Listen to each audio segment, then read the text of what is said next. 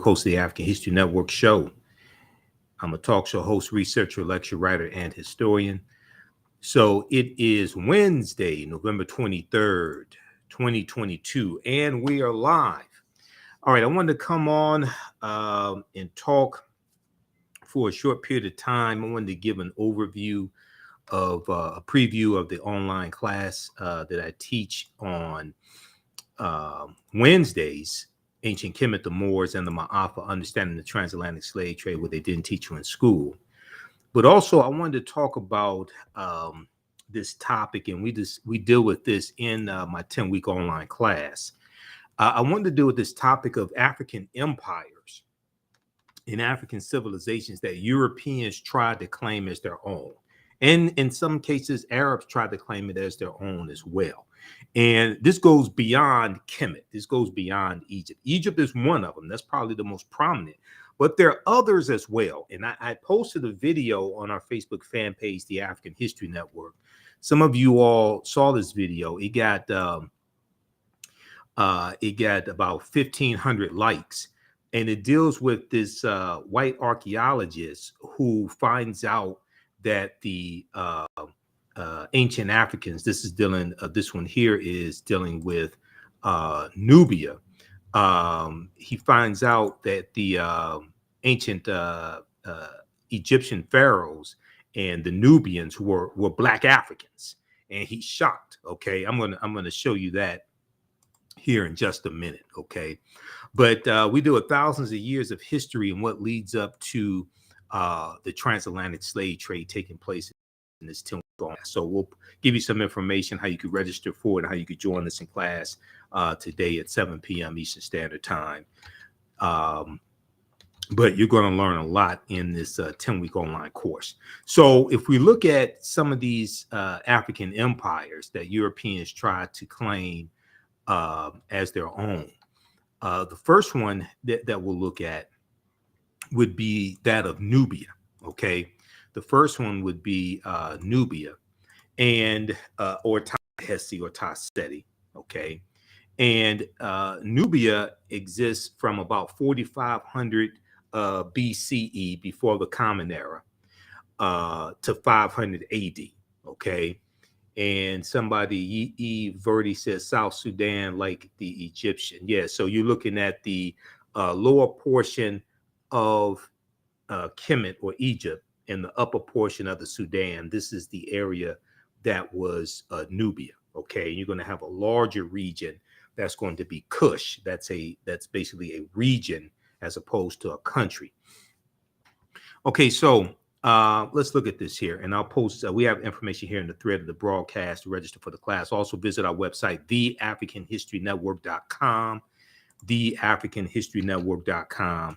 And you can register for the class right now. Okay, and I'll post the information here on the thread of the broadcast as well. The class is on sale $60, regularly $130. It's on sale for a limited time only. Okay, so ancient Nubia or Ta-Seti, also known as Kush, was a region along the Nile River, located in northern Sudan and southern Egypt. Located in northern Sudan and southern Egypt, or Kemet. It was home to some of Africa's earliest kingdoms, known for rich deposits of gold. Nubia was a major trading port for luxury goods that came from sub-Saharan Africa, such as incense, ivory, and ebony. Now, the first monarchy of recorded history was established in Nubia. The Nubians were also known for their exceptional archery skills. Okay, their exceptional archery skills that provided the military strength for their rulers. Okay, so one of the names of Nubia is also land of the bow. Okay, land of the bow. This is what Ta-Seti means. Land of the bow. You'll also hear referred to as Ta-Nehesi as well. The southern portion is Ta-Nehesi, if I remember correctly. Ta-Nehesi. Now, kings of Nubia ultimately conquered and ruled Egypt for about 100 years, for about 1 century. Monuments still stand in modern Kemet, or modern Egypt and Sudan, at the sites where Nubian rulers built cities, temples, and royal pyramids. Now, in the 1800s, the Western world's interest in Nubia was awakened by the discovery of the ancient empire's monuments, which were reported almost simultaneously by individual British, French, and American explorers. Many of them found it difficult to credit indigenous Africans for building such a civilization. Now, this is the same thing that we found with ancient Kemet, ancient Egypt. Europeans found it hard to ascribe the pyramids and the temples to indigenous Black African people. All right. And one of the theories, and if you read Nile Valley Contributions to Civilization by Tony Browder, one of the we use in the 10-week online class. I'm around, we're going to do like 11 to 12 weeks because some sessions I had to cut short because of my work schedule. One of the theories was from these European archaeologists and scientists, things like this. One of the theories was that the ancient Egyptians were brown-skinned Caucasians. This is one of the theories that they had, over the years. They said that they were brown-skinned Caucasians. They tried to classify them as anything but being Black African, but being Negro. Okay, they said no. They maybe they're Semites, maybe they're descended from these people, maybe they're brown-skinned Caucasians, anything but Black Africans. Okay, now, so many of these scientists and archaeologists found it difficult to credit indigenous Africans for building such a civilization. Then you had some idiots who said, "Oh, well, maybe aliens built the pyramids because we they can't figure this out. So maybe aliens built the pyramids." Now, there are twice as many pyramids in the Sudan as there are in Egypt. There are twice as many pyramids in the Sudan as there are in Egypt. Okay. The Only Child said there is a study guide to Nile Valley Contributions to Civilization. That is true. I have the study guide also. Okay. Browder's a friend of mine. I've interviewed him a number of times on the African History Network show. And this would be the study guide for Nile Valley Contributions to Civilization. I have that as well. Okay. All right. You skip on class also. I talked to Browder about he went to he was speaking at an educational summit in South Africa because I want to do another interview with him. Okay, now let's continue here.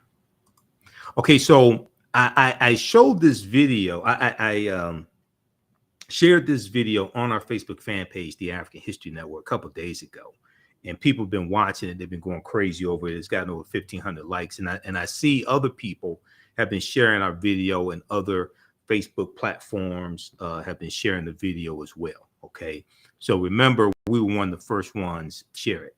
But in this video here, you have this European scientist, all right, and he's disappointed when he finds out that ancient Egyptian pharaohs were Black Africans. He's disappointed. And when I posted this on our Facebook page, I said, who the hell did he expect the ancient Egyptians to be? Brown-skinned Caucasians? Because this is the information that has been put forth, but the same thing applies to Nubia because these are cousins. Okay, these are cousins. The same thing applies. And then when you see movies like Cleopatra starring Elizabeth Taylor, what this does is this colonizes people's minds, not just Europeans, but also African people, African Americans. It colonizes our minds and makes us think that these historical figures were Europeans, and they were not. This is the problem every Easter when people sit up and watch the Ten Commandments starring Yul Brynner as Ramses, okay, the Egyptian pharaoh, the Kemetic pharaoh. Ramses wasn't no European. He was African. That's a whole, I've done a whole presentation dealing with the history of Easter. We did this,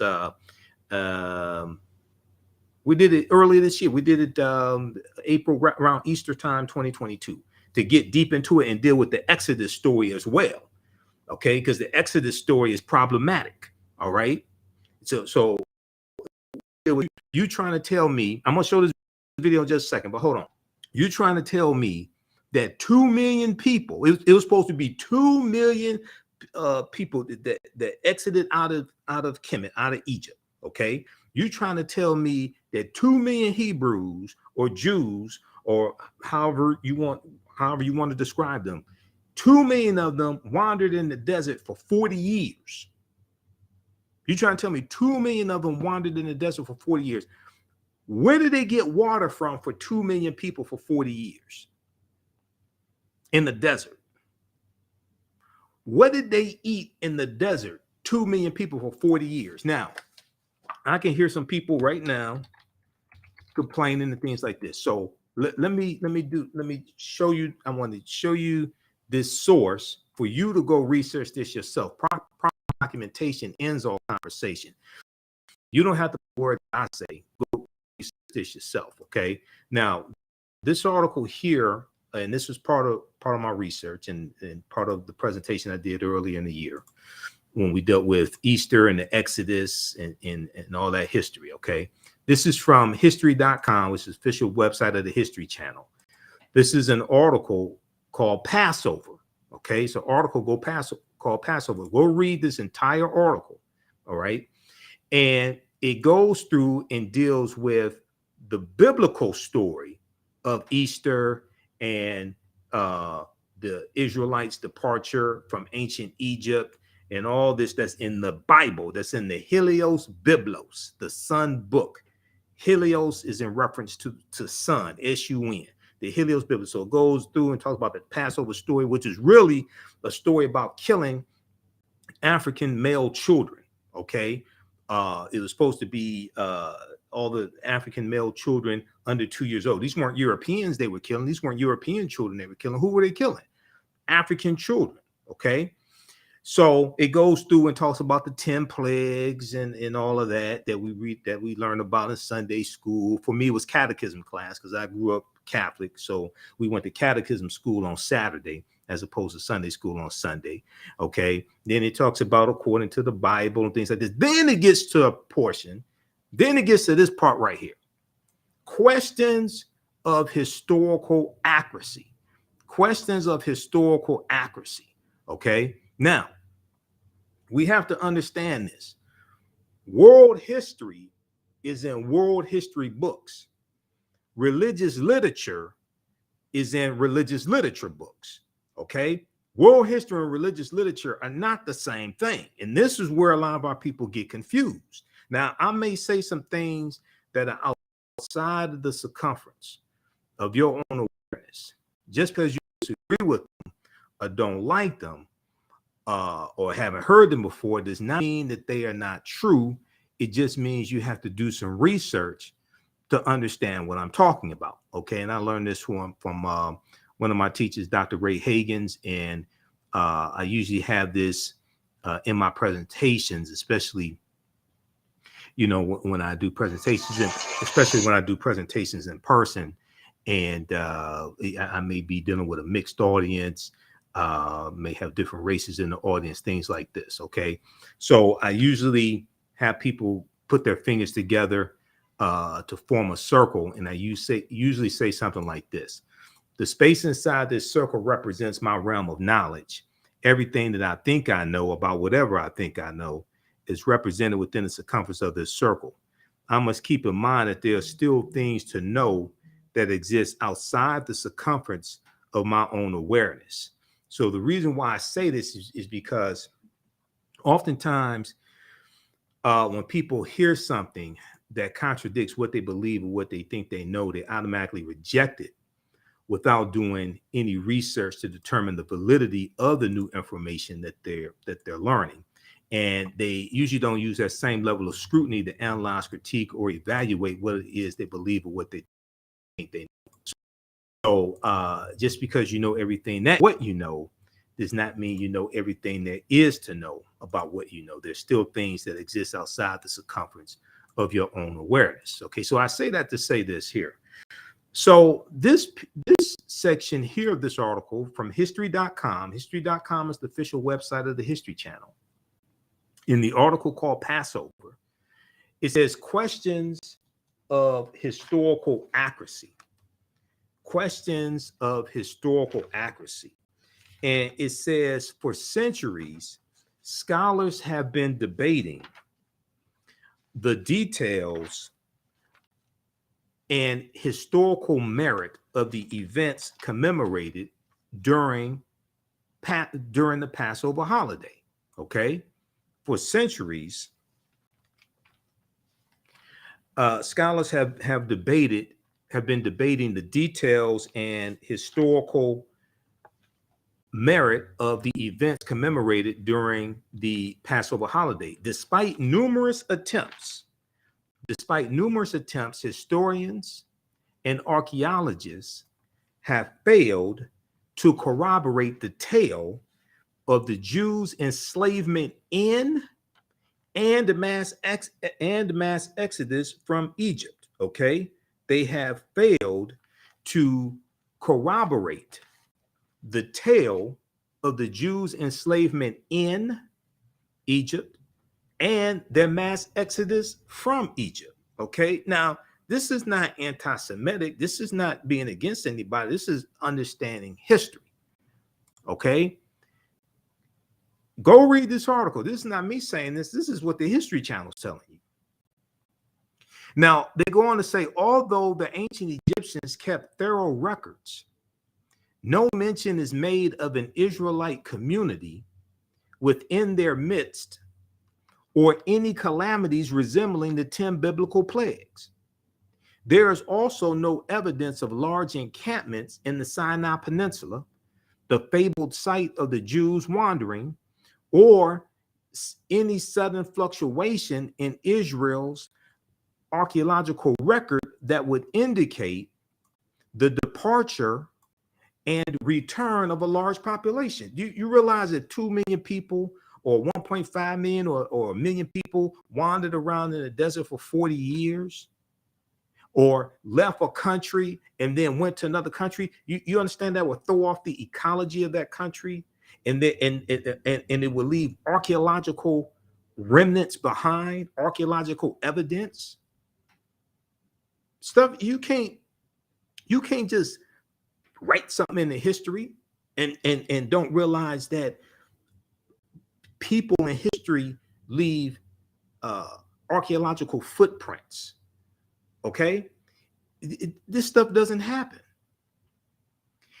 It goes on to say a handful of scholars, including the first century Jewish historian Josephus, which would be spelled with the Y because the letter J wasn't created in 1630 AD, have suggested a link between the Israelites and the Hyksos, a mysterious Semitic people, possibly from Canaan, who controlled Lower Egypt for more than 100 years before their expulsion during the 16th century BCE, before the Common Era.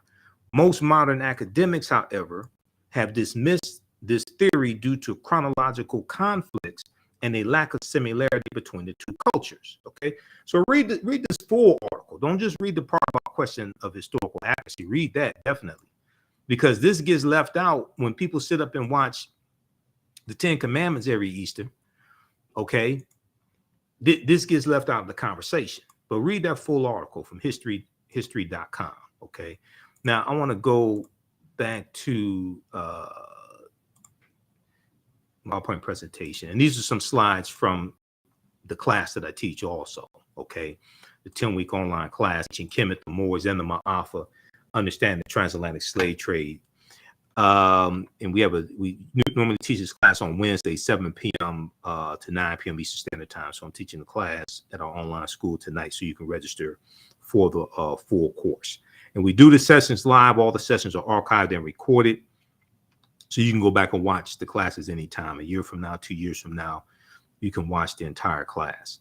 Okay, so here's what happened with this scientist who didn't know that ancient Egyptian pharaohs were Africans. Let's go here. I'm gonna get this to play. Just a second here.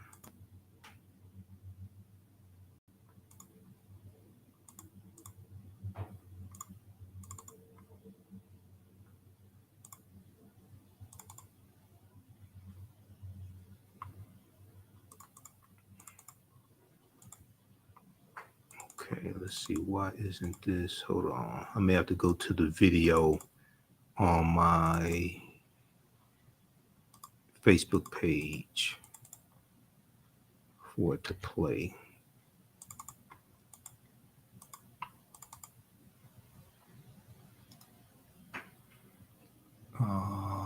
There is a.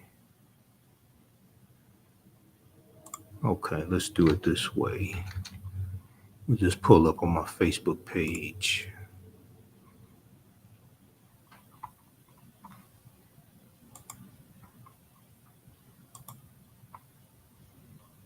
Hold on.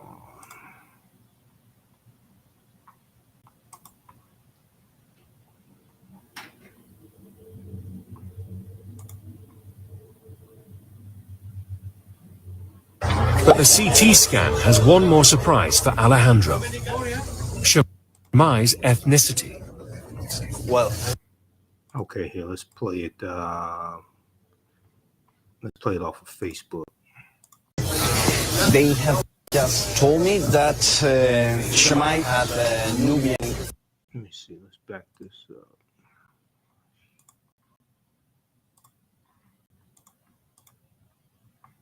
Feature, which means that the ruling family was probably Nubian, and that was unexpected. Examining Shemai's closely, the thickness of his bone and the shape of his nasal cavity, the anthropologists think he was a black African, likely from neighboring Nubia. A huge revelation that challenges the prevailing image of the Egyptian ruling class. We always thought the ancient Egyptian elites were Mediterranean type, and in this sense, Shemai is representing the society of the upper tier, in which different ethnic groups were mixed. At the end, it doesn't matter the color of your skin. Shemai was Egyptian. Okay. All right. So what he said that they thought that the ancient Egyptians were Mediterranean. This is another way they try to obfuscate the history. Okay, so they try to say the ancient Egyptians were Mediterranean, brown-skinned Caucasians, anything but black Africans. All right, I'm going to play this again. Scientists disappointed when he finds out that the ancient Egyptian pharaohs were black Africans, and they mention Nubia in here as well. Okay, so let me pull this back up, and I tried this. It played in PowerPoint. It played in PowerPoint before I broadcast when I was testing everything out, but it won't play now. Okay, let's see. Let's go to this here.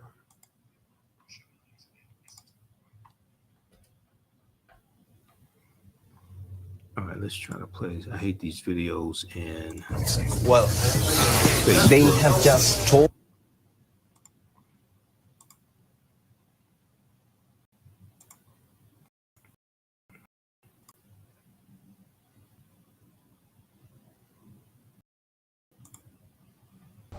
But Scan has one more surprise for Alejandro.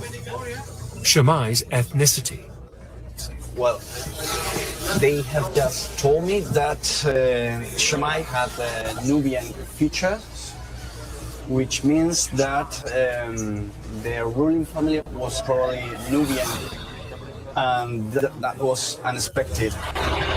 Examining Shammai's anatomy closely, the thickness of his bone and the shape of his nasal cavity, the anthropologists think he was a black African, likely from neighboring Nubia.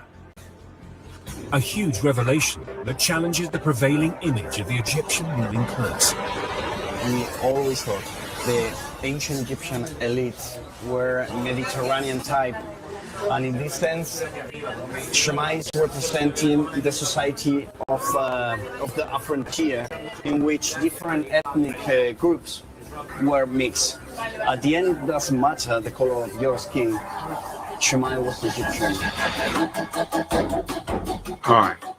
Yeah. So he says he has to admit Shammai was Egyptian. He said it doesn't matter the color of your skin, blah blah blah. Okay.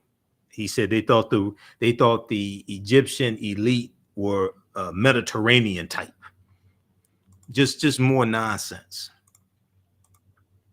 Okay, so he got a real wake up call with that scientific discovery. Now, during the 1840s, German Egyptologist Carl Richard Lepsius, who lived from 1810 to 1884, asserted confidently that the Greek term Ethiopian,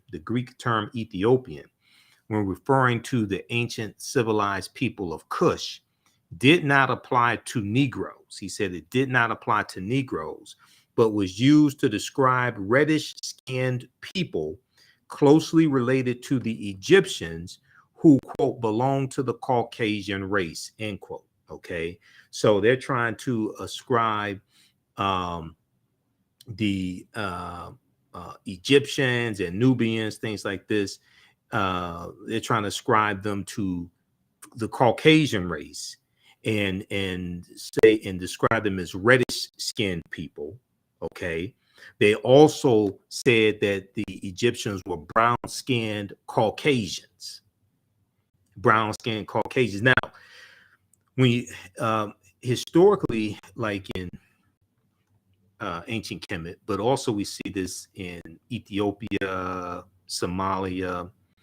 A lot of them didn't have broad noses and thick lips. Some of them had more aquiline features, narrow noses, thinner lips, some of them. Okay, these were still black Africans.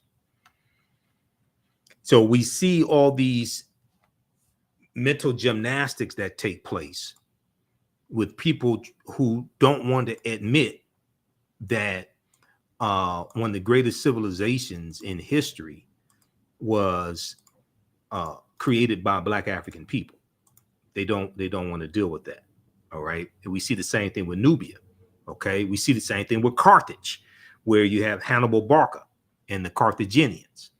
Okay. How's everybody doing? Give us a thumbs up, give us a heart, give us a like on this broadcast, share this broadcast on your social media platforms. Also, be sure to register for the 10-week online class that I teach on Wednesday. Ancient Kemet, understanding the slave trade, what they didn't teach you in school. So we teach this on Wednesday, 7 p.m. to 9 p.m., about 9 p.m. or so, Eastern Standard Time on Wednesdays. Okay, so we deal with thousands of years of history and what leads up to the transatlantic slave trade taking place. Just click right here and register here to register. Classes on sale $60, regularly $130. So and this is one of the topics that we deal with in the class, African empires that Europeans try to claim as their own. Now on Tuesdays, I teach from the Civil War to the Civil Rights Movement and Black Power, 1865 to 1968. We had a great class yesterday. We're going to do part 2 of that coming up in the next few days. This class is on sale $60 as well. We start in the 1800 with the 1800 census, and then we look at the Louisiana Purchase of 1803 and the Haitian Revolution, because those two events are related. And we go through our history chronologically and see what leads up to the Civil War, Reconstruction, Jim Crow era, Great Migration, World War I, World War II, Civil Rights Movement, Black Power movement. We also have a bundle pack here of both classes. You can get both classes right now for a very limited time, only for $100. That's over $300 value because there's bonus content that you get. So click here, register here for that. And if you've taken any of my online classes in the past, you can email me through the website. Click on Contact the African History Network. Email me, and you'll get a 50% discount. Or email us at AHNShow@TheAfricanHistoryNetwork.com. AHNShow@TheAfricanHistoryNetwork.com. And I just posted the link here to register for the classes. These courses make a great gift also. You can register somebody else if you want to, and you can use these for your children. I would say the content is PG-13. You can use these for your children as well. Okay, let's continue here. So during the 1840s, German Egyptologist Carl Richard Lepsius asserted confidently that the Greek term Ethiopian, when referring to the ancient civilized people of Kush, did not apply to Negroes, but was used to describe reddish-skinned people closely related to the Egyptians who belonged to the Caucasian race. All right, let's continue.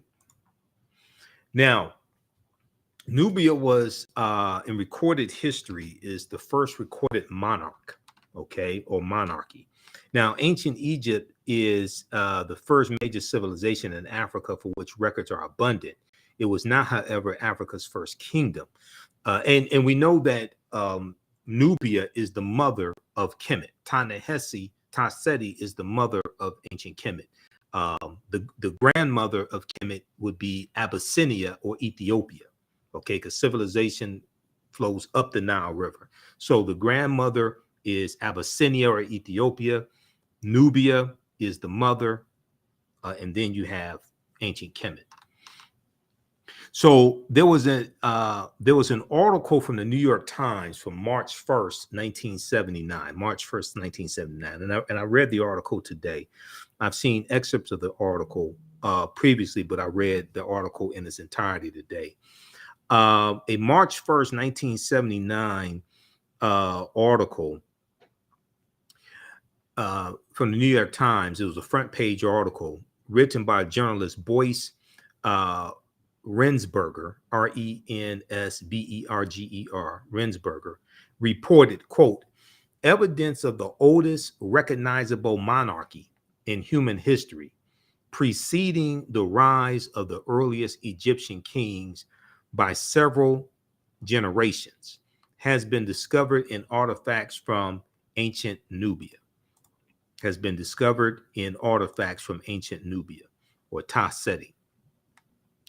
The artifacts, including hundreds of fragments of pottery, jewelry, stone vessels, and ceremonial objects, such as incense burners, were initially recovered from the Qustul, Qustul cemetery by Keith C. Seale, Seele, a professor at the University of Chicago. Now, when we look at the definition of a monarchy, so we'll consult Encyclopedia Britannica for this, Britannica.com. A monarchy is a political system based upon the undivided sovereignty or rule of a single person, the undivided sovereignty or rule of a single person. The term applies to states in which supreme authority is vested in the monarch, an individual ruler who functions as the head of state and who achieves his or her position through heredity. They inherit it. They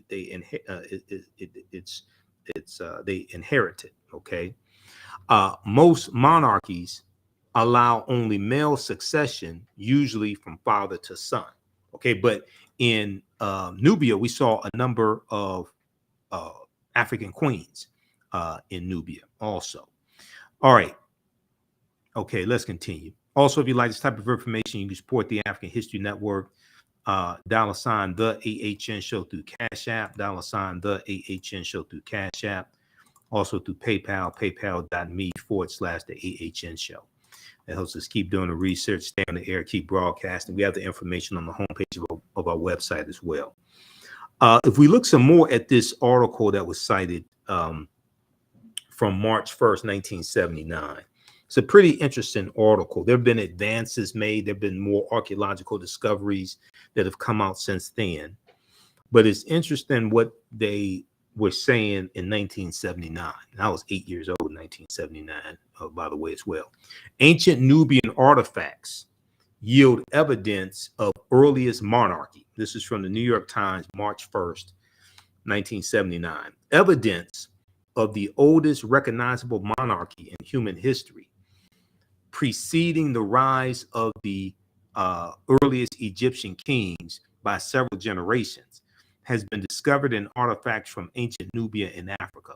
Until now, it had been assumed that at that time, the ancient Nubian culture, which existed in what is now southern Sudan and southern Egypt, had not advanced beyond a collection of scattered tribal clans and chiefdoms. The existence of rule by kings indicates a more advanced form of political organization in which many chiefdoms are united under a more powerful and wealthier ruler. The discovery is expected to stimulate a new appraisal of the origins of civilization in Africa, raising the question of to what extent later Egyptian culture may have derived its advanced political structure from the Nubians. The various symbols of Nubian royalty that have been found are the same as those associated in later times with Egyptian kings or Egyptian pharaohs or the Nasubitis. The discovery is expected to stimulate a new appraisal of the origins of African civilization and raising questions of two. Okay, that's duplicative. The new finding suggests that ancient Nubians may have reached this stage of political development as long ago as 3300 BCE, before the Common Era, or BC, several generations before the earliest documented Egyptian king or pharaoh or Nasubiti. Now, the discovery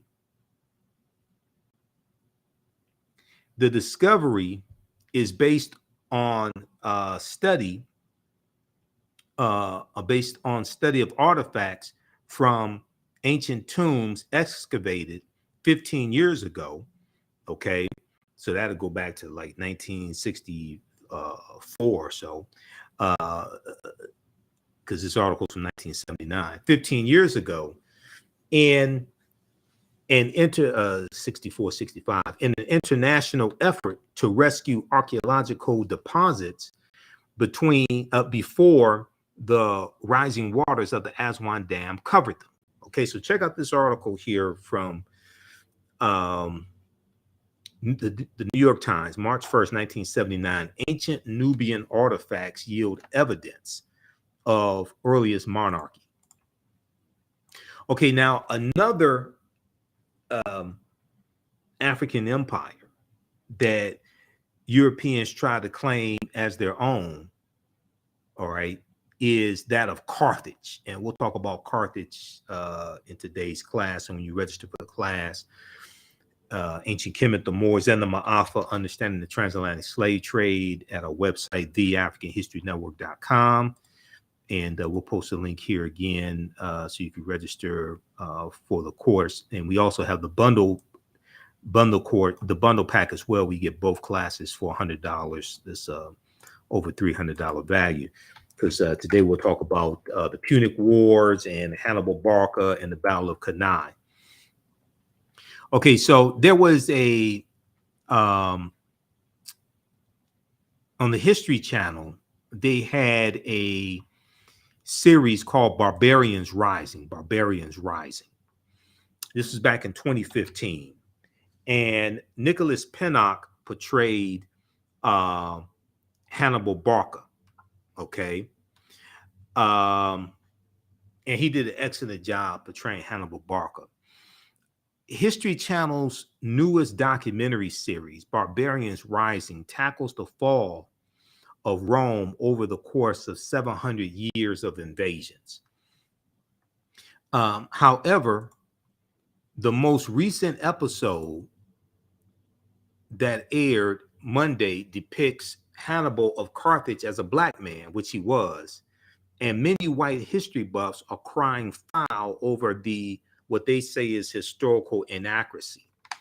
In the series, Hannibal is portrayed by Black British actor Nicholas Pinnock. He did a fantastic job of it. I've posted this picture on our fan page, the African History Network, before also.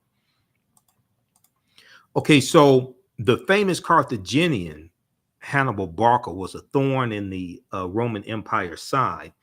He became a general at the age of 26 and managed to unite barbarian tribes to stop Rome's imperial rise. The military genius was famous for climbing the Alps with war elephants whose sole purpose was to stomp the Roman Empire. Hannibal Barca ultimately wanted to invade Rome, but he failed to do so. Now, there have been debates over the race of Hannibal. This debate still continues till this day. It's not much of a debate, okay? The Carthaginians are descendants of the Phoenicians. Phoenicians are descendants of a larger group called the Garamantes. These are all African. These are Black African people. These are not Arabs. These are Black African people. Check out this article from AtlantaBlackStar.com from June 7th, 2016. It was 2016 that the series came out, Barbarians Rising. History Channel portrays Hannibal as Black. White people cry foul over historical revisionism. Okay. And Carthage, which exists from 813 BCE to 146 BCE, because Rome destroys Carthage. Okay. This is another African empire that Europeans try to claim as their own as well. Okay.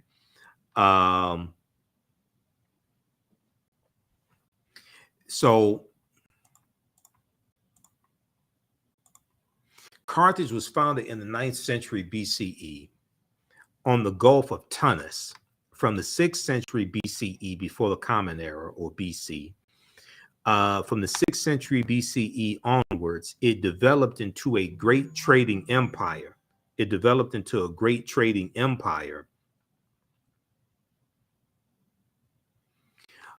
Covering much of the Mediterranean, and was home to a brilliant civilization. In the course of the long Punic Wars, which exists from 264 BCE to 146 BCE, and we'll talk about the Punic Wars in class today.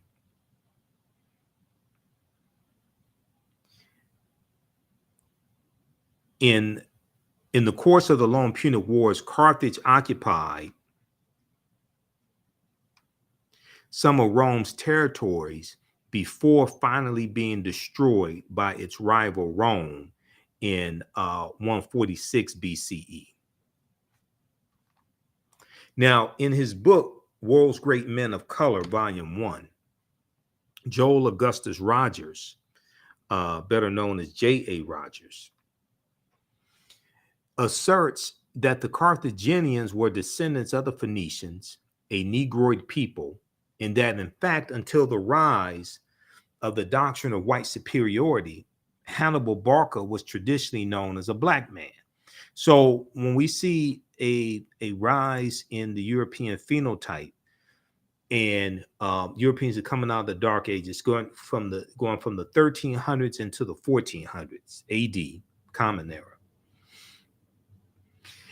As they start to conquer people's lands and enslave people, extract the mineral wealth out of their land, Europe is starting to rebuild itself. Europe had lost 1/4 to 1/3 of their population to the Black Death, the bubonic plague that hits in spurts from 1347 to 1400.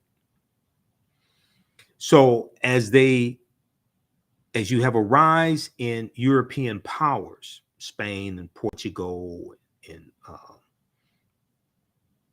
France and Germany, England, things like this, as you have a rise in European powers, you have a rise in the dominance of European phenotypes. So Europeans start to reinterpret images that were traditionally African. They start to reinterpret those as European. They reinterpret the Black Madonna and Child as being European. Okay. And the Black Madonna and Child was worshipped all throughout Europe. And we know that comes from Ausar, Aset, and Heru, okay, who the Greeks called Osiris, Isis, and Horus. We see Michelangelo paint the Sistine Chapel, and he uses his aunt and uncle as the image of Adam and Eve, and he paints God as being white. We see Hercules was traditionally Black, traditionally African. He gets reinterpreted as being a European. We see Zeus. Zeus, in Greek mythology, Zeus is said to be the king of the gods, but they say Zeus comes from Ethiopia. Okay, he gets reinterpreted as a European. So we're going to see this take place when Europe comes out of the Dark Ages. All right, now,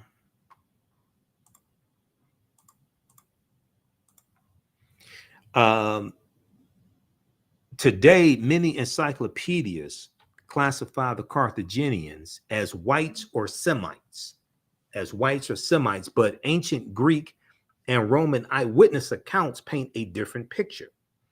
The indigenous peoples of Carthage were called the Afars, A-F-E-R-S, the Afars. Ancient Roman poet Virgil, in his poem Moretum, M-O-R-E-T-U-M, speaks of a woman from the Afar or Afar, A-F-A-R, or Afra, A-F-R-A, race. And he says of her, quote, and all her figure proves her native land. And all her figure proves her native land.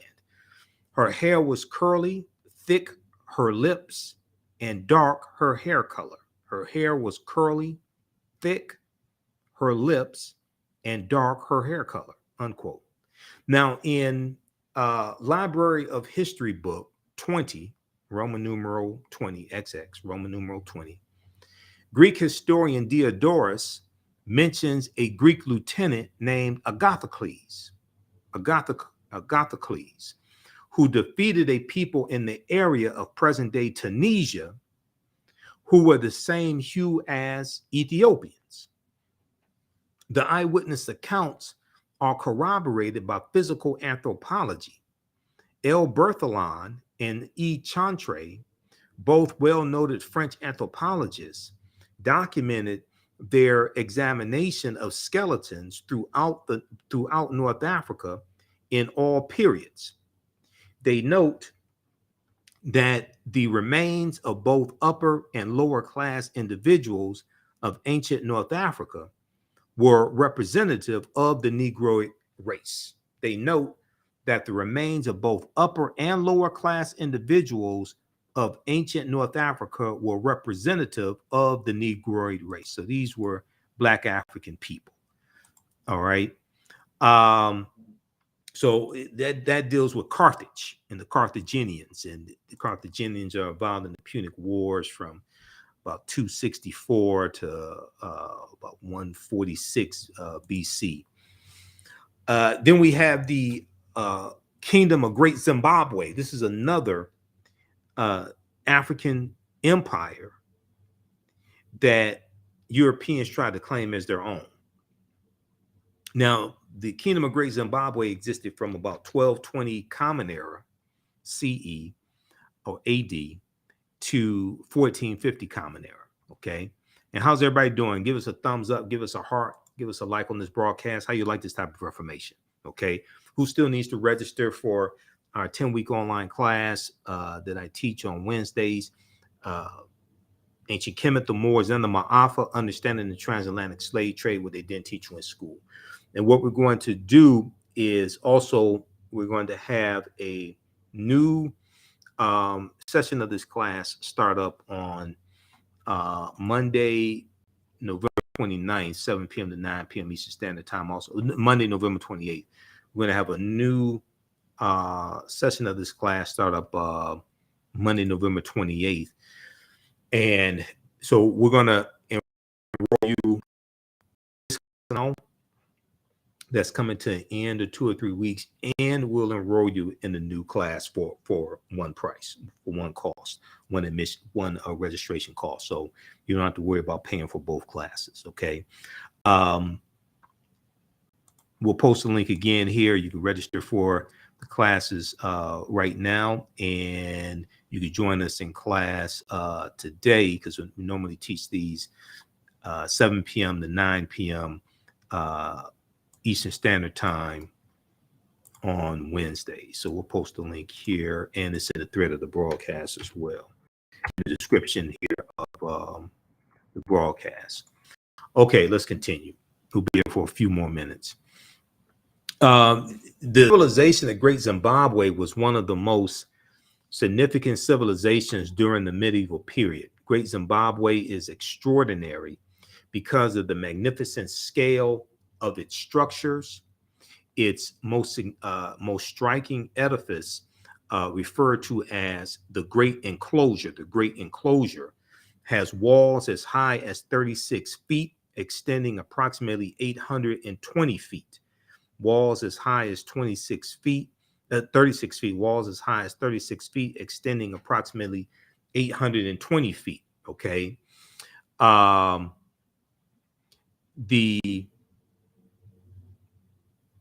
Making it the largest ancient structure south of the Sahara Desert.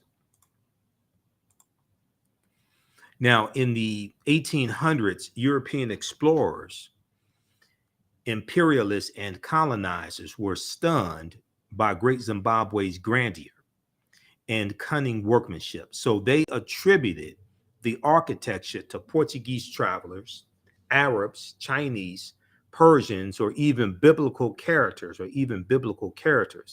such as King Solomon and the Queen of Sheba. Okay, once again, don't want to give Africans credit for what we do. Okay, and this is what European colonizers and imperialists did. Now, according to the Metropolitan Museum of Art, archaeological investigations conducted during the first decades of the 20th century have dismissed those attributions and confirmed both the antiquity of the site and its African origins, both the antiquity of the site and its African origins.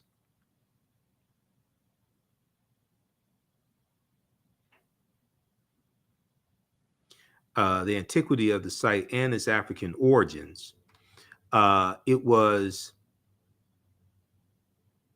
built by the ancestors of the indigenous Shona people, okay, who are in Zimbabwe today, the Shona, okay. It was built by the ancestors of the indigenous Shona people in the 11th century, long before the first Europeans ever set foot in Zimbabwe. Okay, now, the last African empire that we'll look at is Namibia. Namibia, not Namibia, okay, but Namibia, okay, which existed from 202 BCE to 46 BCE, before the Common Era. Now, Namibia was another great Black Berber Libyan nation in northern Algeria, Namibia. during the time of the Romans and the Carthaginians. Now, this is during the time of the Punic Wars. And we're going to see Numidia side with the Romans against the Carthaginians. Now, it began as a sovereign state and later alternated status between Roman province and Roman client state. It is considered to be the first major state in the history of Algeria and the Berber world. Now, Numidia has also been classified by European and Arab historians as a Caucasian or Semitic built civilization. European and Arab historians tried to claim Numidia as their own, saying it was a Caucasian or Semitic built civilization. However, in his book, The Destruction of Black Civilization, by Dr. Chancellor Williams, Dr. Chancellor Williams declared that Libya was once so nearly all Black that to be called a Libyan meant that one was Black. Okay? At one point, Libya was so Black that to be called a Libyan meant that one was Black. The Greek historian Herodotus, writing about Libya in his book Histories, book 4, stated, quote, "One thing I can add about this country, so far as one knows, it is inhabited by 4 races and 4 only, of which 2 of these races are indigenous. 2 are indigenous and 2 are not indigenous. The indigenous peoples are the Libyans and Ethiopians. The former referring to the Libyans, occupying the northerly, and the latter the more southerly parts. The immigrants are the Phoenicians and the Greeks. The immigrants are the Phoenicians and the Greeks. Now, one of the most famous, end quote. Now, one of the most famous Berber Moors of the Roman times was Massinissa, M-A-S-I-N-I-S-S-A, Massinissa, who was the king of Numidia. He lives from 238 BCE to 148 BCE. Now, Massinissa assisted the Romans against the Carthaginians during the Punic Wars. Okay, and when you study the Punic Wars, you read about this. We deal with this in the class. Now, this coin here depicts the coin depictions and statues of King Massinissa confirm without doubt that this great Berber leader and king of the Moors was phenotypically a Black African man with woolly hair, similar to the West African type. Now, Syphax, S-Y-P-H-A-X, king of the Massalinians, Massalinians, M-A-S-A-E-S-Y-L-I-A-N-S, the Massalinians in Numidia, a contemporary and great rival of King Massinissa, was also depicted in his coinage as a phenotypically Black African. Now, this is a coin of Juba the First, king of Numidia. He lived from 85 BCE to 46 BCE. He was the king of Numidia. This is the front and back of his coin. Okay, a coin depicting him, I should say. All right. So this is just a sample of some of the type of information we deal with in the 10-week online class that I teach, Ancient Kemet, the Moors, and the Ma'afa, Understanding the Transatlantic Slave Trade, what they didn't teach you in school. We go through and look at thousands of years of history and what leads up to the transatlantic slave trade taking place. And we try to look at this history as much chronologically as we can. We can't start studying our history in slavery. There's some books that we reference also. You don't have to buy any of these books to follow along in class. Some of the and these are different slides that we use in the course also. Some of the things that we deal with in the class, I'll show you this here. So we can't start studying our history and slavery, even when we study the transatlantic slave trade, which is important to study. We can't start in 1619 or in the 1440s when the Portuguese get involved. We have to understand the history chronologically and deal with the 800-year occupation of Europe by the Africans known as the Moors, who enter into the Iberian Peninsula, today known as Spain and Portugal, in 711 AD, okay, into North Africa in 711 AD.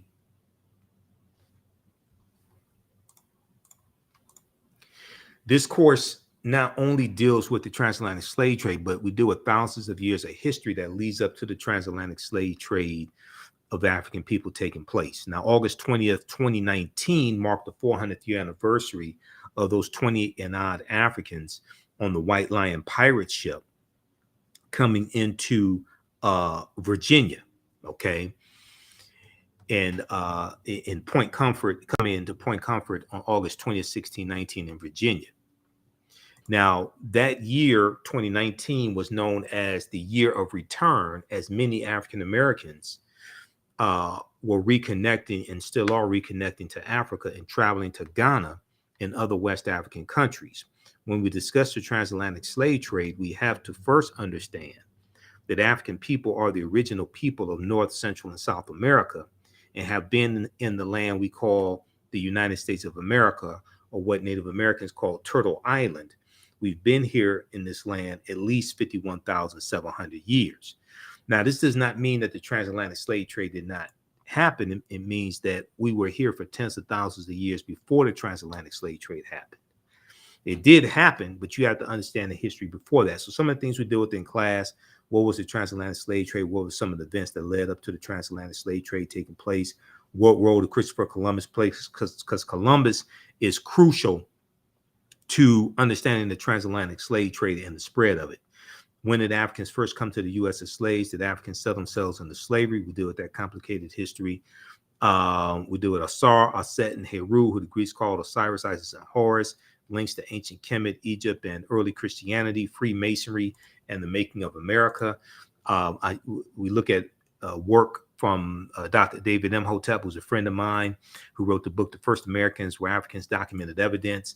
And on page 14 of his book, he deals with a discovery in Allendale County, South Carolina in 2004, where Dr. Albert Goodyear and his team discovered 13 different types of evidence that thoroughly document an African presence in this country going back at least 51,700 years ago, at least 51,700 years ago.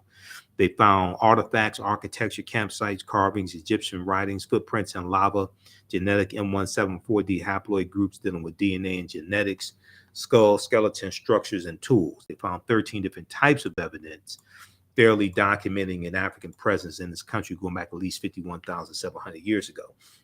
And these were the Khoisan, the short-statured Africans coming from Southern Africa that they were talking about. Now, this is an article from ScienceDaily.com, which is a scientific website. They have scientific discoveries there, archaeological discoveries. They have this article from November 18th, 2004, that deals with Dr. Albert Goodyear's discovery. New evidence puts man in North America 50,000 years ago. New evidence puts man in North America 50,000 years ago. Okay, so they give a summary of his discovery. All right, and what they say is radiocarbon tests of carbonized plant remains, where artifacts were unearthed last May along the Savannah River in Allendale County by University of South Carolina archaeologist Dr. Albert Goodyear, indicate that the sediments containing these artifacts are at least 50,000 years old, meaning that humans inhabited North America long before the last ice age. So you can go read that entire article that came out November 18th, 2004. And these different archaeological discoveries are coming out every other week. They're causing the scientists and archaeologists and paleontologists to push the timelines back. Okay. They keep having to push the timelines back. It's causing them to rethink everything. Now, in October 2012, genetic study published in Science magazine found that the Khoisan in southern Africa are the oldest ethnic group of modern humans, with their ancestral line originating about 100,000 years ago. The Khoisan, formerly called by the derogatory term Bushmen, okay, the Khoisan are genetically unique, and no other currently known population had separated so early from our common modern human ancestor, according to the report.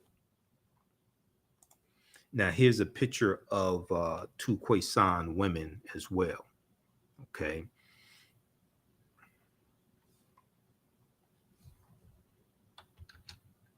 All right. So we go throughout history and look at different archaeological discoveries that have come out recently, like this one here on the Greek island of Crete. In 2010, they found stone tools that date back 130,000 years ago, but Crete has been an island for more than 5 million years. And they're saying that this is strong evidence of sailing in the Mediterranean 130,000 years ago. And so these were African, these had to be African people. And this shows us sailing at least 130,000 years ago.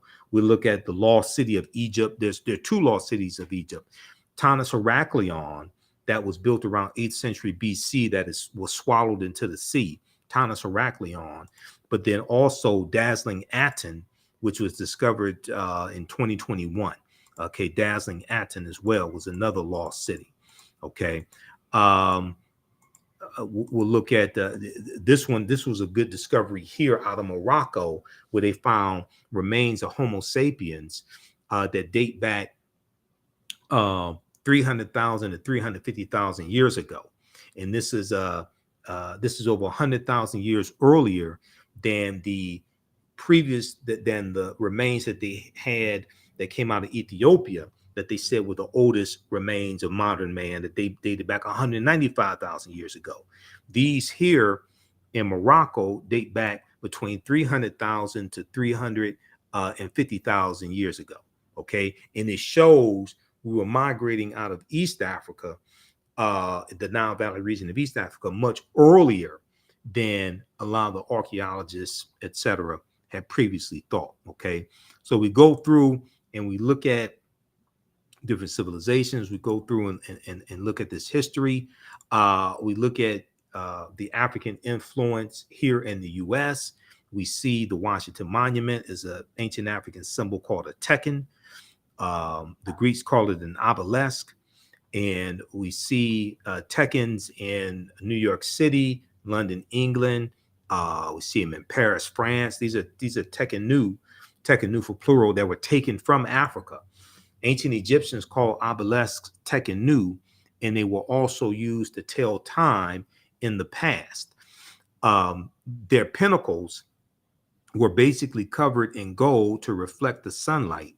Historians say the obelisks represented immortality and eternity, and their long structure helped connect the heavens and the earth. Currently, Cleopatra's Needle is the name given to 3 ancient Egyptian obelisks, one in New York City, one in London, England, and one in Paris, France. However, they do not all come from one Egyptian site. The obelisks in New York and London are carved out of red granite from the quarries of Aswan, a major source of stone for Egyptian antiquities. The 2 obelisks were commissioned by Nesubiti or Pharaoh Thutmose III for the Temple of the Sun in Heliopolis, near modern-day Cairo, with each weighing about 224 tons and 68 feet tall.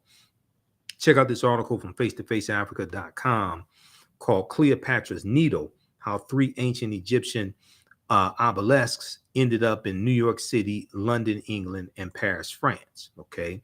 And then we deal with, of course, Ausar, Aset, and Heru, who the Greeks called Osiris, Isis, and Horus. We know there were at least 1,200 Tekhenw built in ancient times in ancient Kemet, but there are only about a dozen or less than a dozen are found in Egypt today. Many of the Tekhenw removed from Egypt are now in Istanbul, Turkey, London, England, Paris, France, Berlin, Germany, New York City, Rome, Italy, Vatican City, and elsewhere throughout the world. The Tekhenw are now called obelisks by their new owners, and few know their origin or that they symbolize the resurrection of the African king Ausar. This is from page 17 of Egypt on the Potomac by Tony Browder. So we also deal with Freemasonry and the African influence on Freemasonry as well, and where those teachings come from. They come straight out of ancient Kemet, ancient Egypt. We deal with the Black Madonna and Child. Also, we look at some of the different Neteru, the different deities in ancient Kemet. We look at things like Sinterklaas and Zwarte Piet. In Zwarte Piet, Black Pete was a Moor. So this deals with the history of the Moors in the Netherlands and Holland, but also in Spain as well. Okay. So this is just a brief overview of this 10-week online class. There's over 50 articles that we reference in the class. It's about 100 or so slides, something like that. With the slides, we also do with the film Black Panther. Okay, we talk about that in the class because there's a lot of African influences that we see in the film Black Panther, and the Panther deity Bast comes from the Neter, the deity Bastet, the goddess Bastet out of ancient Kemet. And Bastet was an ancient Egyptian goddess worshipped in the form of a lioness and later a cat. She was a goddess of warfare. In Lower Egypt, Lower Kemet, she was worshipped as early as the Second Dynasty, 2890 BCE. So we deal with that in Black Panther. Then we go through and we look at some of the history of the Moors as well, and who were the Moors, and the Moors going into the Iberian Peninsula, today known as Spain and Portugal, in 711 AD. And they go in 710, led by Tarif, the General Tarif, for the reconnaissance mission, but then go on in 711 AD, led by Tariq ibn Ziyad. And we know where they landed in the Iberian Peninsula. They named the mountain Tariq's Mountain, Jebel Tariq's Mountain, which we call Gibraltar. So when you hear about the Rock of Gibraltar, that is a mountain named after an African man, Tariq ibn Ziyad. Okay, and then we look at what leads to the transatlantic slave trade taking place. We look at the Moors losing control of Spain and their last stronghold, Granada, January 2nd, 1492. We look at Christopher Columbus and how Columbus is crucial to understanding the spread of the transatlantic slave trade. And Columbus never came to the land we call the United States of America. The closest he came here was Cuba, which is 90 miles away. But we're going to see Columbus is responsible for the decimation of 12 million to 25 million people. Right Reverend Bishop Bartholomew de las Casas, who traveled with Columbus on his voyages, some of his voyages, he estimated that Columbus was responsible for the murder of 12 million to 25 million indigenous people. Now, Dr. David M. Hotep, in the book The First Americans Were Africans, Documented Evidence, he talks about how 70% of the people Columbus encountered on his 4 voyages were African people. Okay, so then we go through and we look at and we see what leads to the transatlantic slave trade taking place. Okay, then we go through and analyze the transatlantic slave trade as well. All right, so this is a 10-week online class. We don't give any tests. We don't give any grades. You don't have to worry about that. But you're going to learn a lot in this class. How do you all like this type of information? Give us a thumbs up, give us a heart, give us a like on this broadcast. How you like this type of information? Okay, you can use this with your children also. I would say the content is PG-13. It's not overly graphic. I don't do a lot of cursing or anything like that. The class is on sale $60, regularly $130. We have the information right on the homepage of our website, TheAfricanHistoryNetwork.com. It's also in the description of this broadcast. And we teach classes normally Wednesday, 7 p.m. to 9 p.m. Eastern Standard Time, and Sunday and Tuesday, 7 p.m. to 9 p.m. Eastern Standard Time. So Wednesdays is Ancient Kemet, the Moors, and the Ma'afa, Understanding the Transatlantic Slave Trade. We do the sessions live. Then all the sessions are archived and recorded. You can watch them on demand anytime. So a year from now, 2 years from now, you can go back and watch the entire course. Then Tuesdays, I teach from the Civil War to the Civil Rights Movement and Black Power, 1865 to 1968. And we start the class in the year 1800. And we look at history chronologically, look at that 868-year period of time, okay? So we have a bundle pack for both classes also. They're greatly discounted, so you can register for that here. We have the bundle pack, so just click on register here. You get both classes for $100. And we have a promotion coming up for Black Friday. It won't include the courses because the courses are already greatly discounted, but it includes my DVD lectures and digital downloads that we have at our website, TheAfricanHistoryNetwork.com. So look out for that as well. Okay, if you want to support the African History Network, also $ the AHN Show through Cash App, $ the AHN Show through Cash App, or through PayPal, paypal.me/the AHN Show. You can click on the links here, and it takes you to our QR code. This helps us keep doing the research, stay on the air, keep broadcasting, pay some of the bills, broadcast our Sunday night show, the African History Network show on Sundays that I've been doing for 12 years, 6 years on 9:10 a.m. the Superstation WFDF here in Detroit. Okay, so you can support us that way as well. Saturday, I will be at Pace Academy in Pace Academy in Southfield, Michigan. I'll be there for the pop-up shop that Zeta Phi Beta Sorority Incorporated is doing. My sisters at Zeta Phi Beta Sorority Incorporated. I'll be a vendor there. So it's taking place 12 noon to 6 p.m. We're going to put that on our homepage of our website, The African History Network. It's taking place 12 noon to 6 p.m. And I also posted it on my personal page. I need to post it on the African History Network fan page. Let me pull this up here. Where is this? Just a second.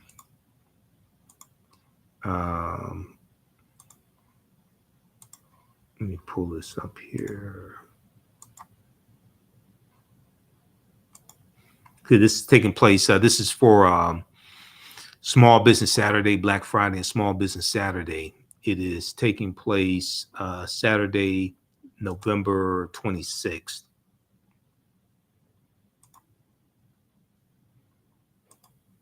Okay, this right here. Let's flip over to this here. Black Friday pop-up shop, Saturday, November 26th, 12 noon to 6 p.m. Pace Academy, 23777 Southfield Road, 23777 Southfield Road, Southfield, Michigan.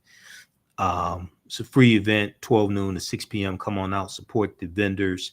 We'll have a vendor booth there also for the African History Network. So I'll have my DVD lectures, digital downloads, and also we have lectures now available on flash drive as well. So we put the lectures on a flash drive and you just load it onto your computer. So because a lot of people don't have DVD players today. So we have our lectures in DVD in digital download format and on flash drive also. Okay. All right. Look, we have to get out of here. Remember, the African History Network, we focus on educating, empowering, and inspiring people of African descent throughout the diaspora and around the world, because right now it's corrects wrong behavior. It's not over till we win. Wakanda forever.